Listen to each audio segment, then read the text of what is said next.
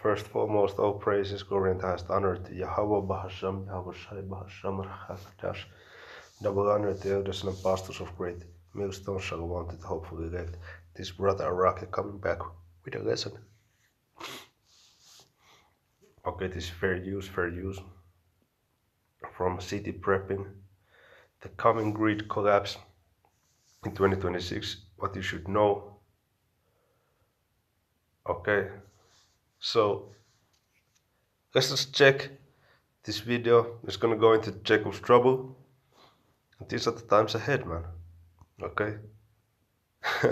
You also have here Sean Ryan clips how to survive the first 14 days of a global famine.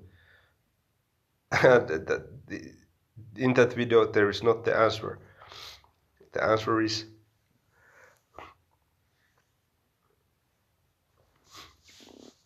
trusting Yahweh Bashem Yahushua and being guided by the Spirit.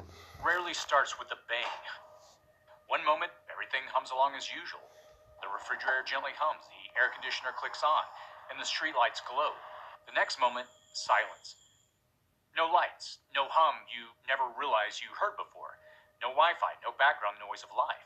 You step outside and realize it's not just your house, the entire neighborhood is dark. This is when the questions begin. How long will it last? And what happens next? This YouTube ad-free video... You see? That's Jacob's trouble, man. That's that fucking forever purge hitting. Okay?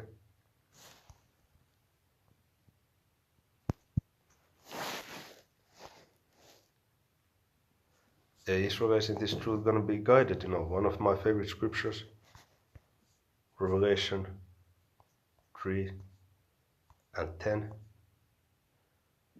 Yahweh's word, because thou hast kept the word of my patience, I also will keep thee from the hour of temptation, which shall come upon all the world to try them that dwell upon the earth.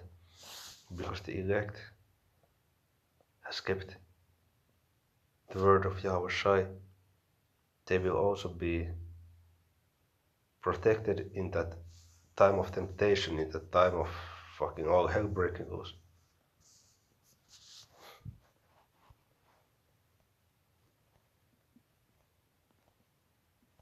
Happens next. This YouTube ad out to keep your household safe, and more importantly, America's power grid is one of their intended lifespan. These juggle costs. If even a handful of electricity demand from hostile actor, repeated warning when the grid finally does, then water system borrow time. Bro, so this is now an ad, so just give me a moment, I want to skip this ad. And the warning lights no longer sell you need. All preemptively banks for phones or something that doesn't run. So is it an ad?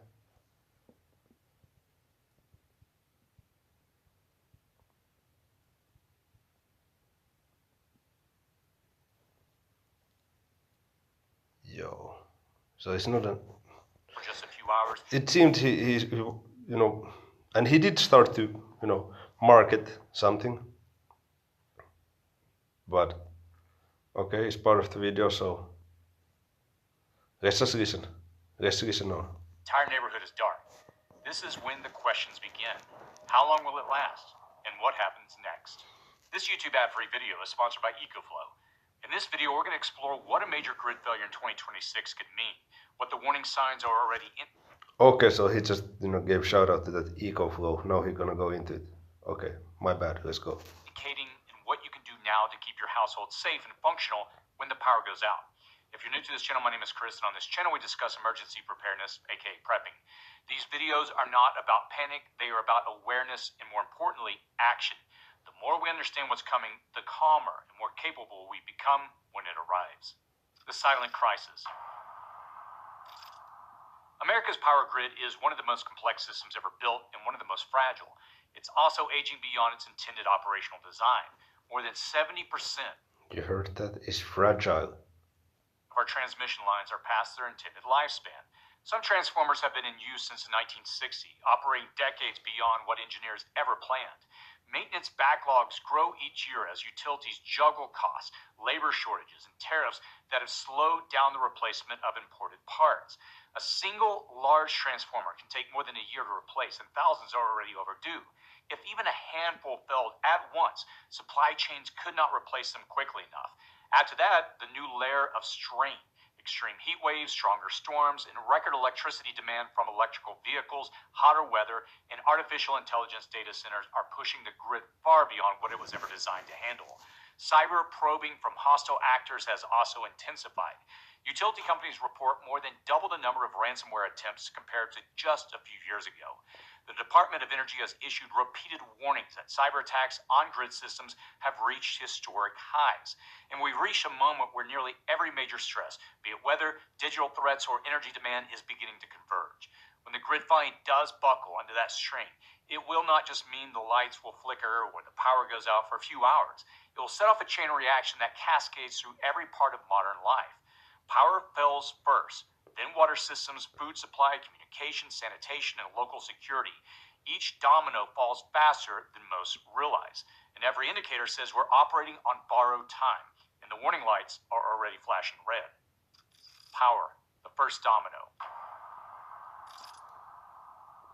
Power is the back. Which, hey, you see, that's true, man. And that's gonna bring in that. Well, I said forever purge, but it's just the time of Jacob's trouble. You know, I'm gonna give some scriptures: Daniel 12:1, Jeremiah 30:7. Okay.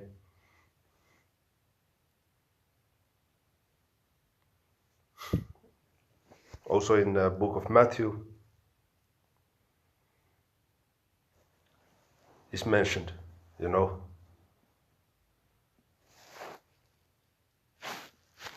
Let me see if I can find it. Because Matthew chapter 24 is speaking about two events. It's talking about Jacob's trouble and also about the 70 AD.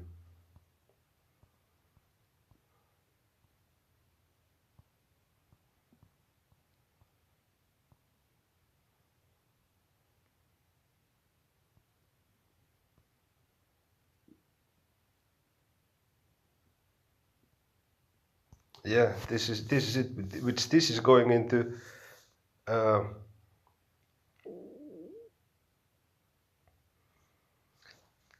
This is going into the Jacob's trouble of today. Because you see, this is the same thing that Daniel and Jeremiah said. Matthew 24:21. For then shall be great tribulation, such as was not since the beginning of the world to this time, no, nor ever shall be. And except those days should be shortened, there should no flesh be saved, but for the elect's sake those days shall be shortened. You see? Power is the backbone of every other system. When it goes, modern life stops. Refrigerators, they warm within hours, and food begins to spoil. Municipal and home well pumps quit. Hospitals have to rely on short-term generators. Gas stations cannot pump fuel. Stores can no longer sell you anything unless you have cash, and they're willing to write down every transaction on paper. In past decades, outages lasted minutes. Now, multi-day blackouts are becoming far too normal. We saw that in Texas, where millions lost power during the freeze. In the Pacific Northwest, heat waves pushed the grid to its limit. In California, utilities now preemptively shut off power to prevent wildfire spark by old transmission lines. And each event exposes how dependent we have become on an aging infrastructure that cannot meet growing demand. Yet most households have no plan at all. When your neighborhood goes dark, what you do in the first few hours determines how hard the next few days will be. So what can you do? You can build a simple tiered power plan. Each tier buys you more time and provides a lot more peace of mind. Level 1 is small-scale backup. You want to start with flashlights, headlamps, rechargeable batteries, and battery banks for phones or small devices. Keep them charged and test them monthly. Level 2 is portable solar backup. This is where you begin to sustain daily life. Those things are not gonna save you, man. That's funny. I mean, you can do it, but it's not gonna save you. Set 33 and 6. And wisdom and knowledge shall be the stability of thy times and the strength of salvation. The fear of the Lord Yahweh is his treasure. What? Wisdom and knowledge. Okay? Fearing the Lord. Okay, you receiving that gift of faith.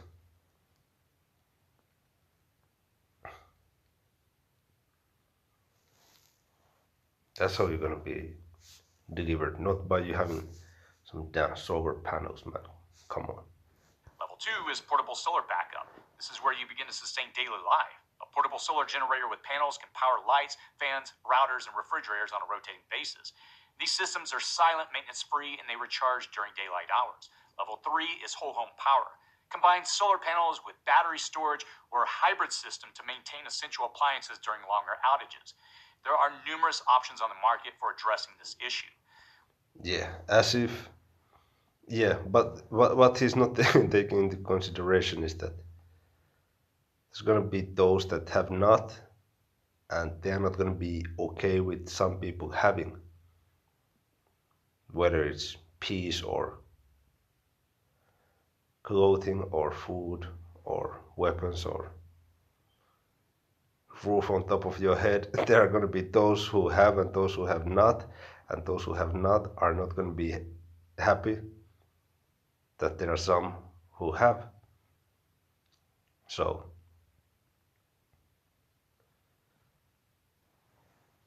there is no way you can carnally prepare for Jacob's trouble. You just have to be praying for mercy and that you are of the elect. That's the only answer. Shalom.